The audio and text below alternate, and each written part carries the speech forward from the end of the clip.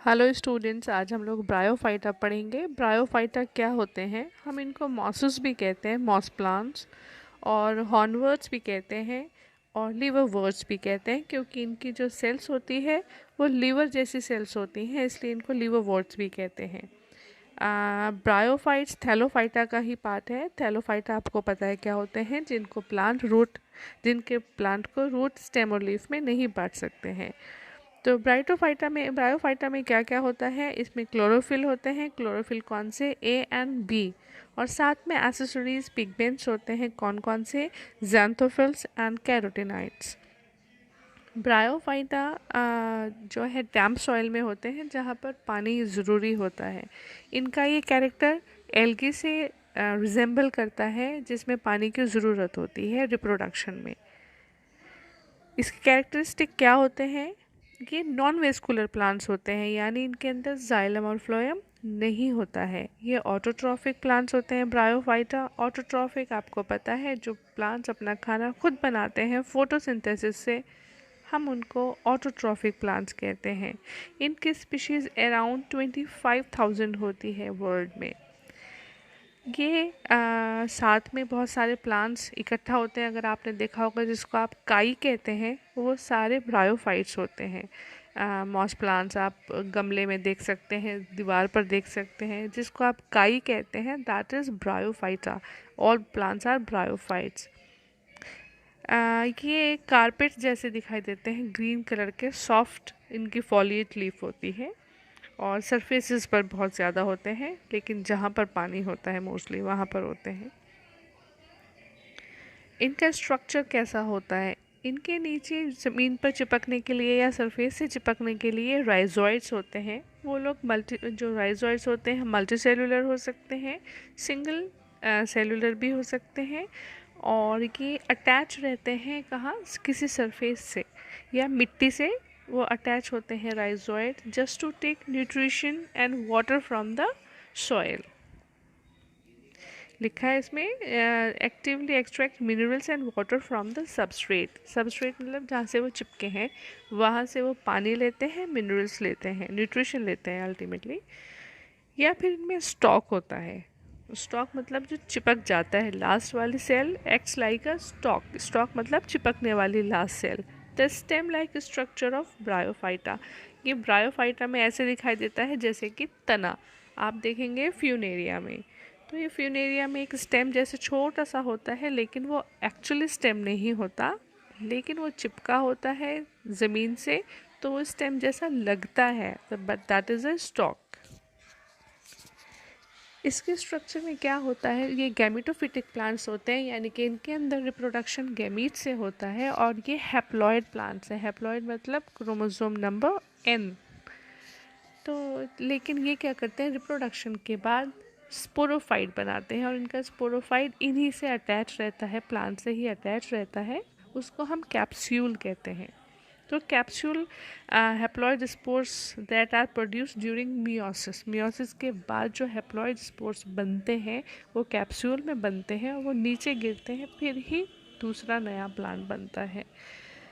Haploid multicellular phase, it's a leaf, it's a single layer of cell wall with no intercellular space या internal air space. It produces male और female gamete by mitosis. इसने बोला है कि mail में as antheridia, female में archegonia बनता है, तो वही के लीफ के अंदर ही बनता है। लीफ में एंथ्रीडिया आर्किगोनिया बनेगा, एग सेल एंथ्रोजॉइड फ्यूज होगा, जाइगोट बनेगा, कैप्सूल बनेगा, कैप्सूल में वापस स्पोर मदर सेल बनेगी, स्पोर मदर सेल में मियोसिस होगा, स्पोर्स बनेंगे, वो स्पोर्स प्लांट्स बनाएंगे वापस। इसके अंदर मेल जो है दैट इज एंथ्रीडियम, फीमेल है archegonium. Antheridium produces flagellate sperm cell, दो फ्लैजिला वाली स्पर्म सेल बनाती है, जिसको हम एंथ्रोजॉइड कहते हैं, और जो स्विम करता है, क्योंकि एग सेल स्विम नहीं कर सकती, तो एंथ्रोजॉइड स्विम करके एग सेल तक पहुंचता है, आर्किगोनिया से एंटर करता है। आर्किगोनियम प्रोड्यूसेस एग सेल, उसमें एग सेल होती है सबसे नीचे, ऊपर उसमें दो कवर सेल, एक नेक सेल, 6 से 12 नेक कैनाल सेल, एक होता है ventral canal cell, then egg cell, ऐसे होता है cover cell, neck canal cell, then ventral canal cell, then egg cell. Egg cell से फ्यूज़ करता है एंथ्रोजोइड। हैबिटेट क्या है इनका, इनका नेचर क्या है, ये कहाँ रहते हैं, उसको कहते हैं habitat. Damp environment with surrounding liquid water, पानी की गीली मिट्टी में रहते हैं, जहाँ पर आसपास पानी रहता है और गीली मिट्टी होती है। इनके अंदर रिप्रोडक्शन कैसे होता है, bryophytes can reproduce both sexually and asexually, but sexual reproduction is less common। इसमें asexual reproduction कॉमन नहीं होता, ज़्यादातर एंथ्रीडियम और आर्किगोनियम वाला रिप्रोडक्शन होता है दैट इज सेक्सुअल रिप्रोडक्शन, यानी कि पहले गैमीट्स बनते हैं हैप्लॉइड, उनका फ्यूजन होता है, जाइगोट बनेगा, डिप्लॉइड, फिर कैप्सूल में स्पोर मदर सेल, फिर उसका मियोसिस से स्पोर्स बनेंगे, वो स्पोर्स वापस प्लांट बनाएंगे।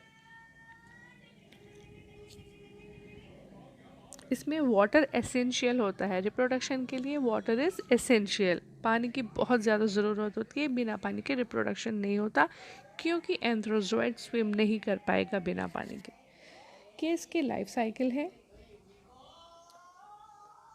ये एक प्लांट है, फ्यूनेरिया का इन्होंने एग्जाम्पल दिया है, ये प्लांट है, या आप इसको मॉस प्लांट कह सकते हैं, फ्यूनेरिया कह सकते हैं। इसके अंदर ये फॉलिएज है, फॉलिएज लीव से कवर्ड होता है और ये नीचे स्टेम होता है, ये आप इसको स्टॉक कहते हैं। इसके ऊपर ये कैप्सूल लगा होता है जो आपको पीले रंग का दिखाई दे रहा है ऊपर गोल्डन सा, दैट इज कैप्सूल, यानी उसका स्पोरोफाइट। नीचे वाला प्लांट गैमेटोफाइट है, ऊपर वाला हिस्सा स्पोरोफाइट है। ये जो फॉलिएज है इसके अंदर ही क्या होता है, एंथ्रीडियम और आर्किगोनियम होता है। ये रहा हमारा एंथ्रीडियम और जो दूसरा पार्ट है दैट इज आर्किगोनियम, जिसके अंदर एग सेल है।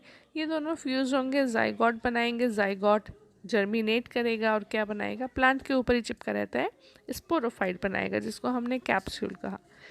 कैप्सूल के अंदर स्पोर मदर सेल्स होती हैं जहाँ पर मियोसिस होता है, और इसके बाद ये स्पोर्स बाहर निकल जाते हैं। ये स्पोर्स जैसे ही बाहर निकलेंगे धीरे धीरे जर्मिनेट हो जाते हैं और नया प्लांट बनाते हैं।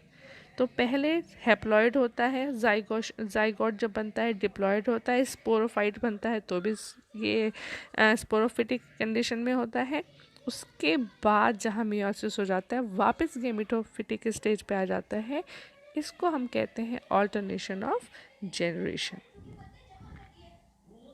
फिर है नेक्स्ट, ये इंडिकेटर्स होते हैं क्वालिटी ऑफ देयर हैबिटेट। ये जहाँ पर होता है वहाँ पोल्यूशन कम होता है और they require little to live, इनको बहुत कम मिट्टी और बहुत कम पानी चाहिए होता है जीने के लिए। ये इसके एग्जाम्पल्स हैं, जैसे रिक्शिया, मार्केंशिया, फ्यूनेरिया, ये इसके एग्जाम्पल हैं मॉसेस के। This is all about bryophyte. अगर ब्रायोफाइटा से रिलेटेड आपको कोई क्वेश्चन पूछना है या आपको किसी से भी पूछना है तो आप प्लीज़ मुझे मैसेज करके मेरे फ़ोन पर, आपको मालूम है मेरा व्हाट्सएप नंबर, आप मुझसे क्वेश्चन पूछ सकते हैं। ब्रायोफाइटा में आपके यहाँ कौन है, रिक्शिया है फॉसिल प्लांट। मार्केंशिया का मेल और फीमेल दोनों ही अलग होता है प्लांट। और एंथोसिरोस, हमारे इसमें इसके स्पोरोफाइट्स से पता चल जाता है कौन सा प्लांट है। इन सब के स्पोरोफाइट्स अलग अलग होते हैं। स्पोरोफाइट के जो अंदर स्पोर्स होते हैं स्पोर मदर सेल्स के बाद, उनके बाहर निकलने का डिस्पर्सल ऑफ स्पोर्स का सबका अलग तरीका होता है। बेसिकली जो कैप्सूल है वो पानी की कमी से, जब उसके अंदर इलेटर्स होते हैं या स्यूडो इलेटर एक स्ट्रक्चर होती है, एक तरह की सेल्स होती हैं जो उसकी पानी को सोख लेते हैं कैप्सूल की। जब वो कैप्सूल के पानी को सोख लेंगे तो पेरिस्टोम टीथ नाम का या कोई और स्ट्रक्चर वहाँ पर होती है जिसमें पानी की कमी हो जाएगी। जैसे ही वो सेल सूख जाती हैं उसके अंदर से स्पोर्स बाहर निकल जाएंगे, वो फट जाएंगे सूखने के बाद, वो स्पोर्स बाहर निकल कर मिट्टी में गिर जाएंगे और एक नया प्लांट बनाएंगे। तो ऐसे हमारे पास एक नया प्लांट बन जाता है। तो इसी को जब वो गैमेटोफाइट से स्पोरोफाइट और वापस गैमेटोफाइट स्टेज में आता है, इसको हम ऑल्टरनेशन ऑफ जनरेशन कहते हैं। ठीक है बच्चों, that is all about bryophyta.